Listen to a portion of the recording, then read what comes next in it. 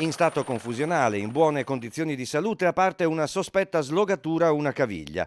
È stata trovata così poco dopo l'ora di pranzo da un agricoltore in via Monterua a Galzignano, la 82enne Maria Antonietta Avanzi. La donna, residente a Este, verso le 23 di martedì sera, a bordo della sua auto ha percorso quasi tutta la strada che porta all'eremo camaldolese del Monterua.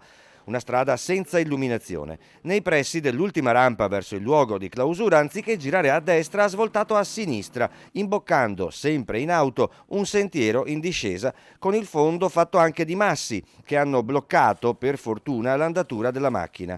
Solo allora l'anziana deve avere realizzato di avere perso la strada e ha chiamato i carabinieri, ma senza riuscire a fornire la sua posizione. Sono iniziate le ricerche in piena notte della malcapitata, anche con l'elicottero dei vigili del fuoco, complicate dal fatto che a un certo punto la signora ha abbandonato l'auto sul posto, insieme anche al cellulare, alla borsa e al suo cane. Non era perciò più raggiungibile. Si è incamminata al buio e al gelo, coperta per sua fortuna da una pelliccia. L'hanno cercata per tutta la notte e tutta la mattina, fino a poco dopo l'ora di pranzo, nei dintorni della sua automobile, fino al ritrovamento. Sul posto, vigili del fuoco, protezione civile, polizia locale, carabinieri, volontari cinofili, soccorso alpino.